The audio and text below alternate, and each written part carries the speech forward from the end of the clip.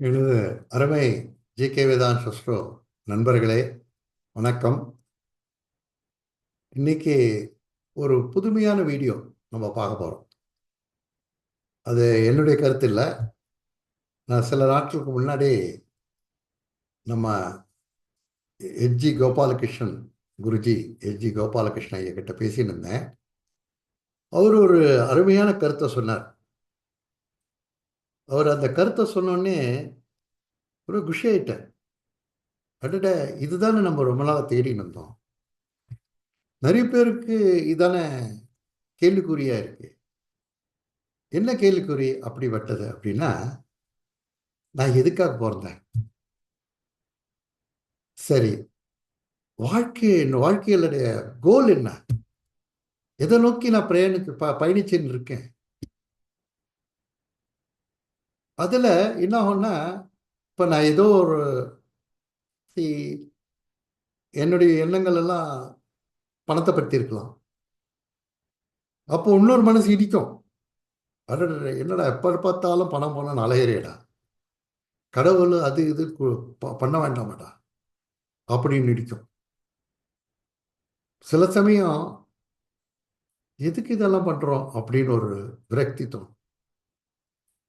So இதுதான் இந்த கான்ஃப்ளிக்ட்னு சொல்றோமே, எதிர்மறையான செயல்கள், எண்ணங்கள் தோன்றும். இப்போ பெரிய பணக்காரன் எப்படி பணக்காரன் ஆகிறான்னா, அவன் ஜாதகத்தை பார்த்துட்டு என்ன மாதிரி யோகங்கள் இருக்கு, அதை நான் எப்படி ஆக்டிவேட் பண்ணணும், என்னுடைய ஜாதகத்தில் எது நல்லது இருக்கு, அந்த நல்லதை எப்படி ஆக்டிவேட் பண்ணணும், என்னுடைய கோல் என்ன, அதை ஃபர்ஸ்ட் புரிஞ்சுக்கிறான். நம்ம ஜாதகம் பார்க்கறதுன்னா வேற எதோ நினச்சிட்டு இருக்கோம். எப்போ கல்யாணம் ஆகும், எப்போ குழந்தை பிறக்கும், எப்போ நான் ஃபாரின் போவேன், எப்போ வேலைக்கு போவேன், இதுதான் நம்மளுது. பட் ஃபர்ஸ்ட் ஆஃப் ஆல் நம்மளது என்ன பண்ணிக்கணும், நம்மளுடைய அடிப்படை என்ன, எதுக்காக பிறந்திருக்கோம், நம்முடைய கோல் என்ன, அதை புரிஞ்சுட்டு அதை வழியாக போனோம்னா, சில பேர் எங்கேயோ பணத்துக்கு போயிட்டு இருப்பான், திடான்னு பார்த்தா அவன் இந்த துறவி ஆயிடும். ஏன்னா நம்மளை ஆட்டி வைக்கிறதெல்லாம் கிரகங்கள் தான். அப்போ நீங்க கேட்கலாம், என்ன எல்லாம் கிரகங்கள் தான் பண்றதுன்னா நம்மளுக்கு ஒண்ணுமே இல்லையா? அப்போ அவன் கெட்டவன் ஏதோ செய்யறான், அதெல்லாம் அப்போ கிரகங்கள் தானே செய்யறது, அவன் செய்யல, அவன் தப்பு இல்லையா அப்படின்லாம். அதுக்குதான் நம்மளுக்கு என்ன பண்றாருன்னா 30% ஃப்ரீ வில் கொடுத்துருக்காரு கடவுள். 70% உங்களுக்கு சாஃப்ட்வேர் போட்டு அமைச்சிட்டாரு. அதுக்கப்புறம் ஃப்ரீ வில். இப்போ ஒரு கம்ப்யூட்டர் இருக்கு, நல்லதையும் பார்க்கலாம் அதில், இல்லை கெட்டதையும் பார்க்கலாம். எதை பார்க்கறதுன்னு என்னுடைய சாய்ஸ். அதே மாதிரி என்னுடைய ஹாரோஸ்கோப்ல நான் எதை ஆக்டிவேட் பண்ணிட்டு எதை நோக்கி பயணிக்கணும் அப்படின்றது என்னுடைய சாய்ஸ். அதுக்கோசம் தான் இந்த வீடியோ நான் போட்டுட்டு இருக்கேன். அந்த வீடியோவில் ஒரு உதாரண ஜாதகத்தையும் போட்டு விளக்க போகிறேன். கடைசி வரைக்கும் வீடியோ பாருங்க, பிடிச்சிருந்தா ஷேர் பண்ணுங்க, அதுக்கப்புறம் ஏன்னா இருந்ததுன்னா கமெண்ட் பண்ணுங்க. ஸோ ஏன்னா நீங்கள் எவ்வளோ சப்ஸ்கிரைப் பண்ணுறீங்களோ அவ்வளோ எனக்கு நான் நினச்சிக்கிறேன், ஓகே நம்ம வீடியோவுக்கு நல்ல வரவேற்பு இருக்குது, இன்னும் புதுசு புதுசாக என்ன போடணும் அப்படின்னு நினச்சிக்கிறேன். நீங்கள் சப்ஸ்கிரைப் பண்ணல இல்லைன்னா யாருக்குமே பிடிக்கல போல இருக்கு, சும்மா என்ன திட்டம் டைம் வேஸ்ட் பண்ணோம், இந்த டைமை நான் வேற யாருக்குன்னா யூஸ் பண்ணிக்கலாம் அப்படின்னு நினைப்பேன். ஸோ இப்போ அதுக்கு முன்னாடி நம்ம வில் சி த சார்ட். என்ன எஜுகேஷன் சிஸ்டம்னா என்ன, அதில் என்ன சொல்கிறாங்க அப்படின்னு நம்ம பார்க்கலாம். இந்த எஜுகேஷன் சிஸ்டம் இன்னைக்கு டெமோ கிளாஸ் ஒன்று இருக்கு, 9/2/25க்கு 6 மணிக்கு சாயங்காலம் தான் இன்னைக்கு ஜாயின் ஆகுங்க. அதுக்கப்புறம் கிளாஸ் 15ஆம் தேதி ஸ்டார்ட் பண்ண போகிறோம். அதில் இஷ்டம் தான் நீங்கள் ஜாயின் பண்ணிக்கலாம். அதோட விவரங்கள்லாம் இங்கே இருக்குது. இப்போ ஒரு சார்ட் எடுத்துக்கலாம். இப்போ தான் இம்பார்ட்டன்ட் திங் என்னன்னா, எதுக்காக நம்ம பிறந்திருக்கோம், நம்மளுடைய வாழ்க்கையின் குறிக்கோள் என்ன அப்படின்றது தான் பார்க்க போகிறோம் இந்த ஜாதகம். இப்போ இந்த ஜாதகக்காரர் எனக்கு ரொம்ப நெருக்கமானவர், எனக்கு அவரை நல்லா தெரியும். இப்போ பாருங்க, நம்ம நான் அதாவது இந்த நேட்டிவ் அப்படின்னா எதை பார்க்கணும், லக்னத்தை பார்க்கணும், லக்னாதிபதியை பார்க்கணும். அதுக்கப்புறம் அவர் மனசு எப்படி இருக்கு அப்படின்னு ஏன்னா மன எண்ணங்கள் தானே நம்மளை இப்படியெல்லாம் அலக்கழிக்கிறது. எதை நோக்கி போகணும், எதை நோக்கி போகக்கூடாது, நல்லா மன மன எண்ணங்கள்ல தான் தோன்றுறது. அந்த மனசுன்றது 4ஆம் பாவம். அதுக்கு காரகன் யாரு? சந்திரன். லக்ன லக்னம் வந்து உங்களை பிசிக்கல் அப்பியரன்ஸ் சொல்லணும், அதை விட்டுருங்க. லக்னாதிபதி அவர் தான் பர்சனாலிட்டி. அதுக்கப்புறம் 4வது இடம் தான் உங்களுடைய மனம். மனம். அதுக்கப்புறம் பார்த்தீங்கன்னா மனோகாரகன சந்திரன். இதை தான் நம்ம எடுத்து 4 எடுத்து பார்க்க போறோம். இப்ப பாருங்க, லக்னாதிபதி 4ல் போய் உட்காந்துட்டார். அப்படின்னா என்ன அர்த்தம்? அவர் வந்து வண்டி வாகனம், அப்புறம் வந்து ஆஸ்தி பாஸ்தி, பில்டிங்கு, வீடு, இதெல்லாம் அவருக்கு ரொம்ப பிடிக்கும். சரி, லக்னாதிபதி எங்கே போய் உட்காந்துருக்கார்.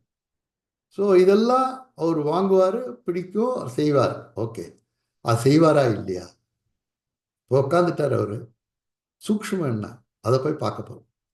இப்போ லக்னாதிபதி சுக்கிரன் உட்காந்த இடத்த பார்த்தீங்கன்னா, உங்களுக்கு அதுக்கு முன்னாடி ஒன்று சொல்கிறேன். சரி, நிறைய பேருக்கு தெரிஞ்சிருக்கும், தெரியாதவங்களுக்கு சொல்கிறேன். இந்த கட்டத்தில் பார்த்தீங்கன்னா மேஷம் வந்து தர்ம திரிகோணா. இந்த தர்ம திரிகோணனா ஆல் ஃபைரி சைன்ஸ். இப்போ பாருங்க, மேஷம் வந்து ஃபைரி சைன், சிம்மம் வந்து நெருப்பு ராசி, மேஷம் நெருப்பு ராசி, சிம்மம் நெருப்பு ராசி, தனுஷ் நெருப்பு ராசி. ஸோ 159 இது 3 நெருப்பு ராசி. அதுக்கு அடுத்தது பார்த்தீங்கன்னா மண் தத்துவம். மண் தத்துவம்னு பார்த்தீங்கன்னா எர்த்தி ராசி, அதாவது ரிஷபம், கன்னி, மகரம். இந்த திரிகோணம் வந்து எர்த்தி ராசி. அதுக்கு அர்த்தா அப்படின்றோம். ஃபர்ஸ்ட் இது வந்து ஃபயரி ராசியெல்லாம் தர்மா அப்படின்னா, இங்கே வந்து அர்த்தா அப்படின்னு.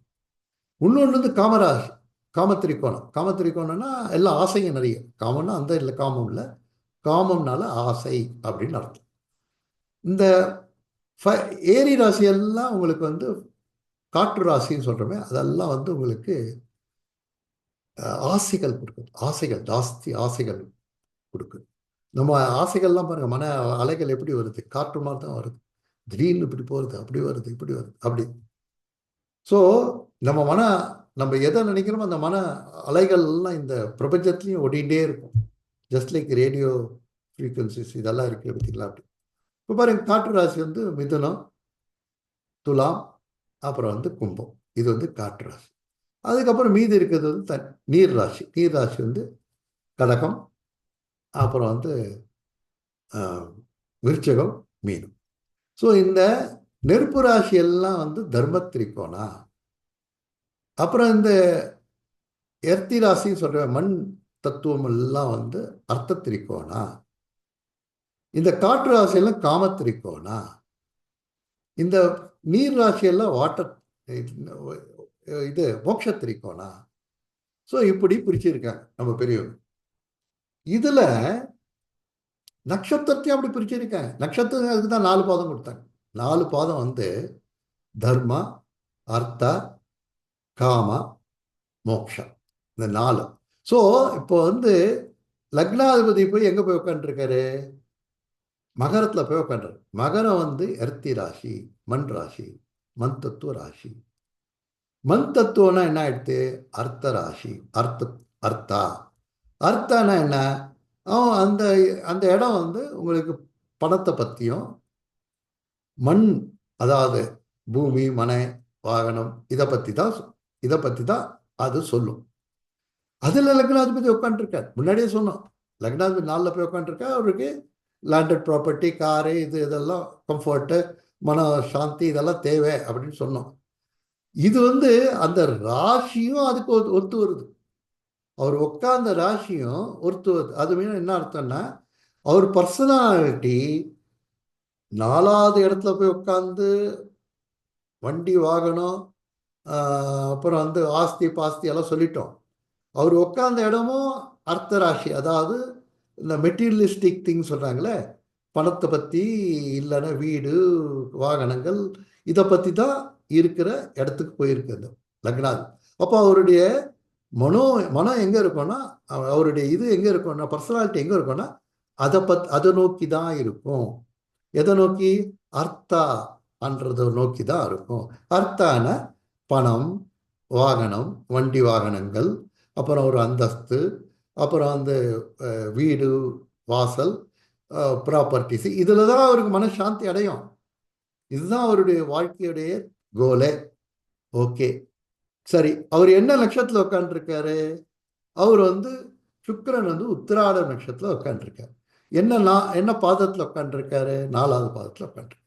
நம்ம முதலே சொன்னோம், முதலாவது பாதம் வந்து தர்மம், 2வது பாதம் வந்து அர்த்தா, 3வது பாதம் வந்து காமா, 4வது பாதம் வந்து என்ன சொல்லிட்டோம்?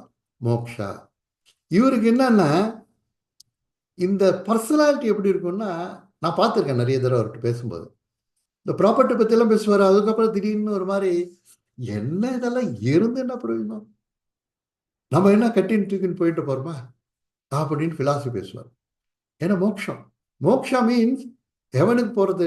இது மோக்ஷன்னா அது இதுக்கு போயிட்டு இந்திர சபைக்கு போயிடுறது அங்கே இல்லை.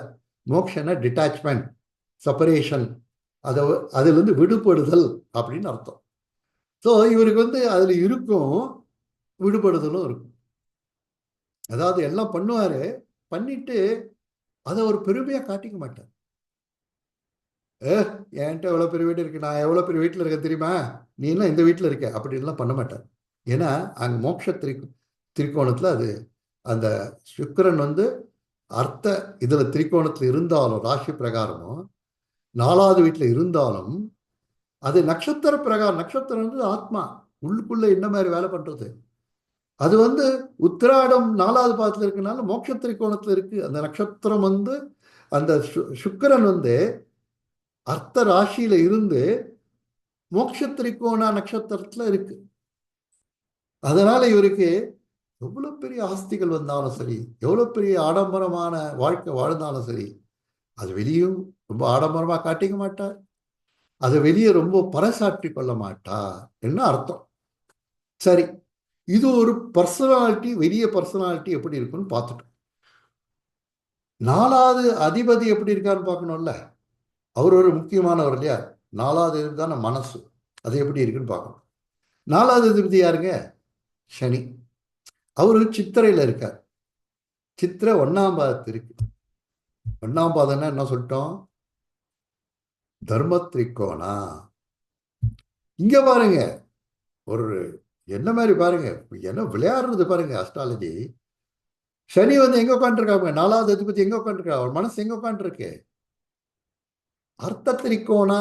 கன்னி வந்து சொல்லிட்டோம், அது எர்த்தி ராசி, மண் ராசி, அர்த்த திரிகோணா.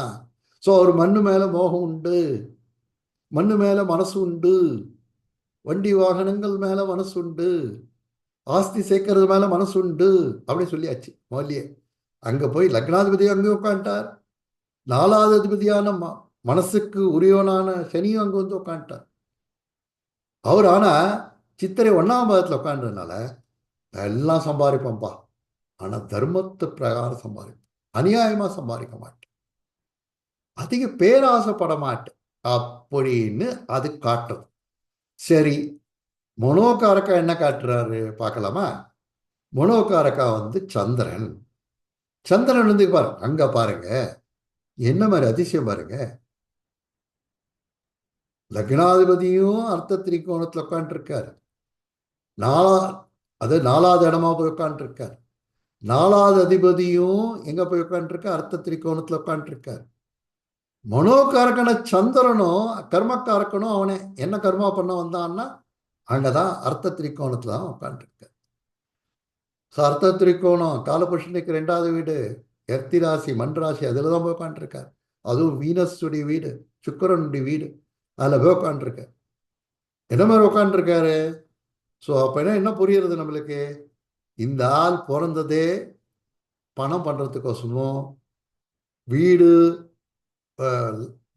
மனைகள் இது வாங்கி போகிறது, காரு இதெல்லாம் வாங்கிறதுக்கோசமே பிறந்திருக்கு. இவரோட ஃபுல் பர்சனாலிட்டியே அங்கே தான், இவருடைய ஃபுல் ஃபோக்கஸே அங்கே தான் ஓடின்னு இருக்கும் அப்படின்னு நமக்கு தெரியுது. சரி, சந்திரன் எந்த நட்சத்திரத்தில் உட்காந்து? சந்திரன் கார்த்திகை 3ல உட்காந்துருக்க. 3ன்னு என்ன பண்ணிட்டோம்? காமத்திரிக்கோணா. ஸோ சந்திரன் மனோகாரக்கா, கர்மக்காரக்கா. ஒரு கர்மம் எல்லாம் ஏதோ நோக்கி இருக்கும். மெட்டீரியலிஸ்டிக், பணம், வீடு, மனைகள், ஆஸ்தி, அதுக்கப்புறம் காரு, பங்களா, இதுதான் இருக்கும் அவர் மனசுல எப்பயுமே ஓடிட்டு இருக்கும். இதை சம்பாதிக்கணும்னு சொல்லிட்டு தான் ஓடிட்டே இருப்பார் வாழ்க்கை ஃபுல்லா. இதுல சந்திரன் இருக்குனால அவர் மனங்கள் மனம் அதை பத்தி போயிட்டு இருக்க மட்டும் இல்ல, அது ஆசைகளும் ஜாஸ்தி உண்டு. இங்க ஒண்ணு என்ன சொல்றது, வெளிப்புறமா காட்டிப்பாரு, என்னப்பா சம்பாதிக்கிறேன், நான் போறேன்ப்பா, என்னத்தை கட்டின்னு போறோமா அப்படின்வாரு. அதே மாதிரி ஆடம்பரத்தை வெளிப்புற பறைசாற்றிக் கொள்ள மாட்டார், ஏன்னா மோட்சம் திரிக்கோணம். இங்க தர்மமா சம்பாதிப்பார், ஏன்னா தர்ம திரிக்கோணா. 4வது அதிபதி சனி எப்படி காட்டுறது? சந்திரன் என்ன காட்டுறாரு? எனக்கு ரொம்ப ஆசை இருக்குப்பா, நிறைய சம்பாதிக்கணும்ப்பா, நிறைய பண்ணணும்ப்பா அப்படி. இதை சரி, இது பர்சனாலிட்டி, ஒரு ஆரோஸ்கோப் இப்படிதான் போறது அப்படின்னு தீர்மானிச்சிட்டோம். சரி, இப்போ குரு தசை நடந்துட்டு இருக்கு. அந்த குரு தசையில என்ன பண்ணுவார், எப்படி பண்ணுவார்னு பார்க்கலாமா? ஒரு சின்ன ஆய்வு பண்ண. குரு அவர் என்னத்துக்குன்னா அதிபதியா இருக்கட்டும், குரு லக்னத்துல உட்காண்டாலே திக்பலம் அடைஞ்சிட்டார், நல்ல பலமா இருக்காருன்னு அர்த்தம், திக்பலம். ஸோ இந்த மாதிரி திக்பலம் பெற்ற கிரகங்கள் இருந்தாலே அந்த ஆசாமி எங்க இருந்தாலும் எப்படி இருந்தால் பலம் பெற்றுருவா, பெரிய ஆளா ஆயிடுவா அப்படின்னு அர்த்தம். பெரிய ஆளா ஆயிடுவார்னா அமெரிக்காவுக்கு ஜனாதிபதி ஆயிடுவாரோ இல்லாட்டி இந்தியாவுக்கு ஜனாதிபதி, அவர் இருக்க ஸ்டேட்டஸ்ல இருந்து பெரிய ஆள் ஆயிடுவார், அவ்வளவுதான். ஓகே, சரிங்க. இப்போ குருவை பத்தி பேசிட்டோம். குரு யாருங்க அவரு இந்த ஜாதகருக்கு? 3க்கும் 6க்கும் உடையவர். நம்ம உடனே பயந்துடும், ஓ 3 அர்த்த ஆஃப் துஸ்தானா, 6 துஸ்தானா வச்சு இந்த குரு பீரியட்ல இவர் ஒழிஞ்சார் அப்படின்னு நினைப்போம். நோ, அப்படி கிடையாது.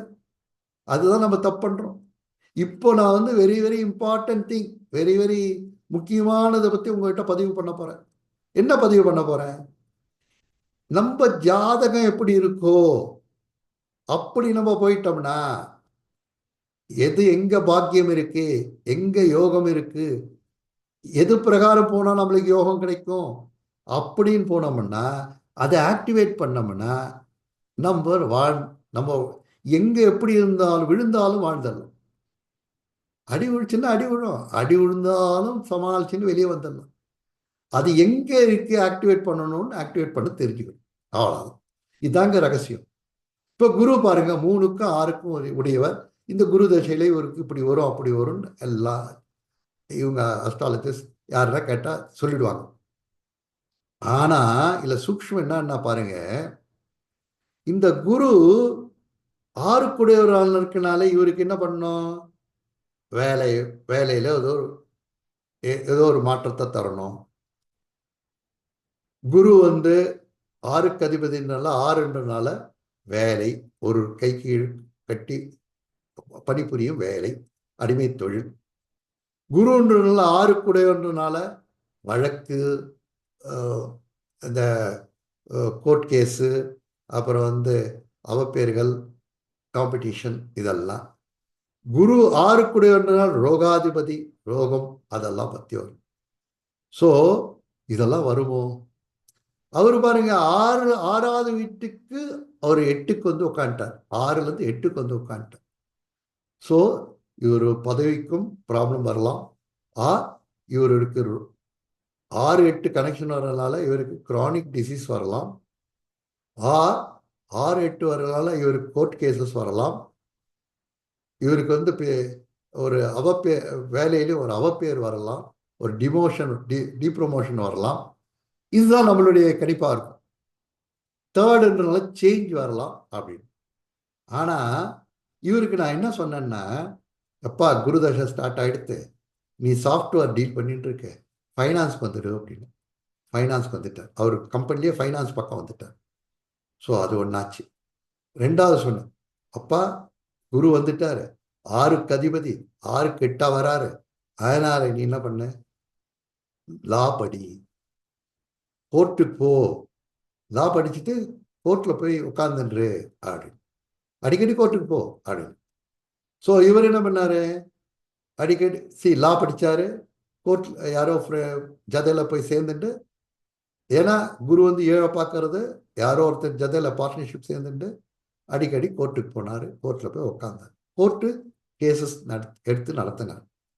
சரி, இப்போ இவர் வேலையில் இருப்பாரா, சொந்த தொழில் செய்வாரா அப்படின்னு பார்ப்போம். ஏன்னா 3 வந்து சொந்த தொழில், 3 வந்து சொந்த தொழில்னா அவர் சுயமா செய்கிற இது, செல்ஃப் எஃபர்ட் அப்படின்வாங்க. சுயமா செய்வாரா, இல்லை இவர் வேலை செய்வாரா, அடிமை தொழில் செய்வார். 6 8ஆயிரம்னால இவர் வந்து தன் வேலையை விட்டு விட்டார். நல்ல பெரிய வேலையில் இருந்தவர் வேலையை விட்டுட்டு லா படிச்ச உடனே இப்போ சொந்தமா, அதாவது இன்னொருத்தர் ஜதையில சேர்ந்துட்டு, அங்கேயும் வந்து இண்டிபெண்டா இல்லை, ஏன்னா ஏழை பார்க்கறதுனால அவர் இருந்துட்டு, கேத்து வந்து அவரை பார்க்கறது, கேத்து வந்து குருவை பார்க்கறது பாருங்க. அதனால கேத்துனாலே உங்களுக்கு கோர்ட்டு கேஸு வழக்கு எல்லாமே. இங்க குரு உட்கார்ந்து இருக்க இடம் பாருங்க, 2 தராசு. ஸோ கோர்ட்டு, ஸோ குருனால என்ன அர்த்தம், ஜட்ஜு. கேத்து பார்க்கறதுனால கோர்ட்டு வழக்கு. ஸோ இதுல இருந்து தப்பிக்கணும்னா அவரு கோர்ட்டுக்கு போய் வாதாடணும், கோர்ட்டு கேஸ்ல போய் வாதாடணும். ஏன்னா 3 கம்யூனிகேஷன். ஸோ கேத்து அங்க இருக்கனால ஒன்று அஸ்ட்ராலஜி, கேத்துனா அஸ்ட்ராலஜி, இன்னொன்று வந்து கோர்ட்டு கேஸு இந்த மாதிரி. ஸோ அதுக்கேற்ற மாதிரி, ஏன்னா அது 9 தனுஷு, குருவுடைய வீட்டிலே போய் உட்காந்துருக்கார் கேத்து. ஸோ அதனால இவர் கோர்ட்டு கேஸுக்கெல்லாம் போக ஆரம்பிச்சிட்டார். அதெல்லாம் என்ன, இவர் மேலே கோர்ட்டு கேஸ் வர்றது தப்பிச்சு, இவருக்கு பெரிய வியாதி வர்றது தப்பிச்சு. இந்த கேத்து குரு இந்த காம்பினேஷன், அந்த குரு பாருங்க 5வது வீட்டையும் பார்க்குறாரு. 5வது வீட்டை பார்க்கறதுனால இவர் மேல் படிப்பும் படிக்க ஆரம்பிச்சிட்டாரு. இவர் படிச்சதே பெரிய படிப்பு. இப்போ லா வந்து டிகிரி படிச்சுட்டு போஸ்ட் கிராஜுவேஷன் படிக்கிறார், மேல் படிப்பு படிக்கிறார். ஏன்னா 5வது வீட்டு 7னால அவர் வந்து இன்னொருத்தரோட சேர்ந்து அந்த வக்கீல் வேலையை பார்க்குறார். அப்புறம் அந்த 9வது இடம்ன்றதுனால அவர் என்ன பண்ணார், அந்த இதில் கொஞ்சம் மேன்மையாக வரார், ஒரு பேரும் புகழுமா வரார். 9னால ஒரு மேன்மை அடைகிற நிலைமை வரும். இப்போ இன்னொரு விதத்தில் பார்க்கலாம், இன்னொரு ஆங்கிள் பார்க்கலாம். குரு வந்து 5 பார்க்கறதுனால இவர் இந்த சைல்டு கஸ்டடி, இந்த டைவர்ஸ் ஆயிடுச்சுன்னு புருஷன் பொண்டாட்டி, குழந்தை என் பக்கம் இருக்கணும் உன் பக்கம் இருக்கணும்னு வாங்க. இது எந்த பக்கம் இருக்கணும் அப்படின்றத தீர்மானிக்கிறதுக்கு கோர்ட்டுக்கு போவாங்க. கணவன் கிட்ட இருக்கணுமா குழந்தை, மனைவி கிட்ட இருக்கணுமா, that is call child custody. அந்த கோர்ட் கேஸஸையும் எடுத்துக்கிறார். 7 பார்க்கறதுனால இவர் டைவர்ஸ் கேஸையும் எடுத்துக்கிறார். 9 பார்க்கறதுனால அவர் வந்து இந்த கேஸையும் எடுத்துக்கிறார். என்னது, 2வது மேரேஜ் அது மாதிரி கேஸையும் எடுத்துக்கிறார். இப்போ அதை எடுத்துக்கலாம். இது வந்து ஜென்ரல் இது. இப்போ வந்து குரு வந்து எந்த இதில் இருக்கு, காற்று ராசியில இருக்கு. இப்போ நம்ம பழைய அந்த பிரின்சிபல் போகலாம். குரு வந்து காற்று ராசியில் இருக்குனால குரு வந்து காமத்திரிக்கோணத்துல இருக்கு. ஓகே, ஃபர்ஸ்ட் காமத்திரிக்கோணம். சரி, குரு வந்து சுவாதி நட்சத்திரம் 1ஆம் பாதத்துல இருக்கு, தர்ம திரிகோணத்துல. அந்த நட்சத்திரம் தர்ம திரிகோணத்துல இருக்கு. சரி, அப்படின்னா குரு என்ன மாதிரி கொடுப்பாரு, நிறைய ஆசைகளை கொடுப்பார், இல்லைன்னு சொல்லல.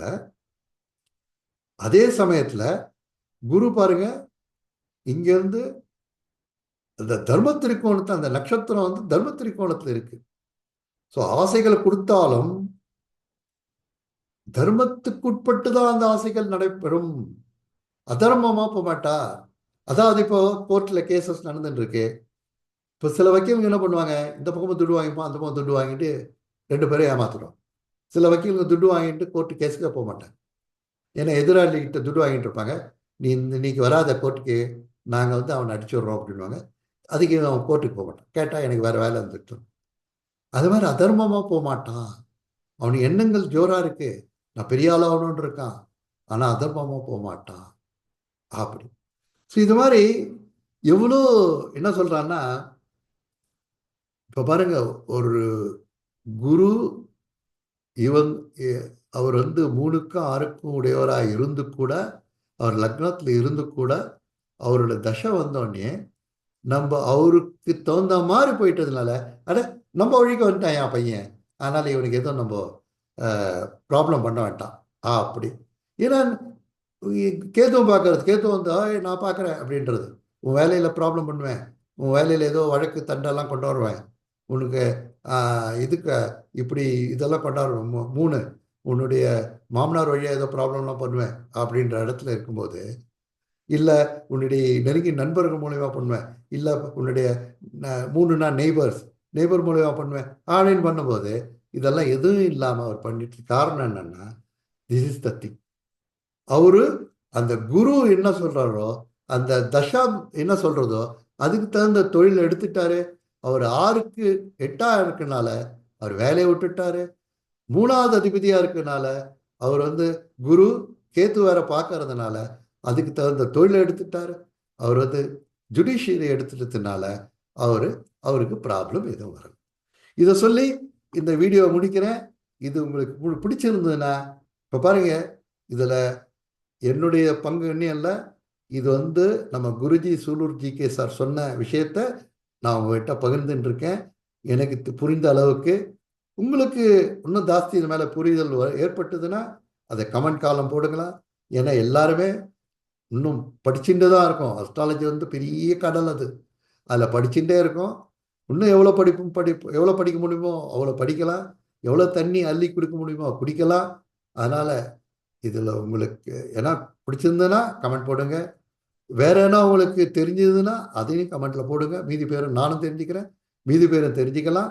அதுக்கப்புறம் உங்கள் லைக் பண்ணிங்கன்னா லைக் பண்ணுங்கள், அப்புறம் வந்து ஷேர் பண்ணுங்கள், சப்ஸ்கிரைப் பண்ணுங்கள். ஏன்னா நிறைய பேர் பார்க்குறீங்கன்னு தெரியும், ஆனால் சப்ஸ்கிரைப் பண்ணுறதில்ல. அதனால் சப்ஸ்கிரைப் பண்ணுங்கள் ப்ளீஸ். இதை சொல்லி இந்த வீடியோ முடிக்கிறேன். இன்னும் முன்னாடி இது மாதிரி வீடியோக்களை நிறைய போடுறேன். நீங்கள் சப்ஸ்கிரைப் பண்ணீங்கன்னா நிறைய போடுறேன். இதோட இந்த வீடியோ முடிச்சு உங்களுக்கெல்லாம் இந்த வீடியோ பார்த்ததுக்கு நன்றியை சொல்கிறேன்.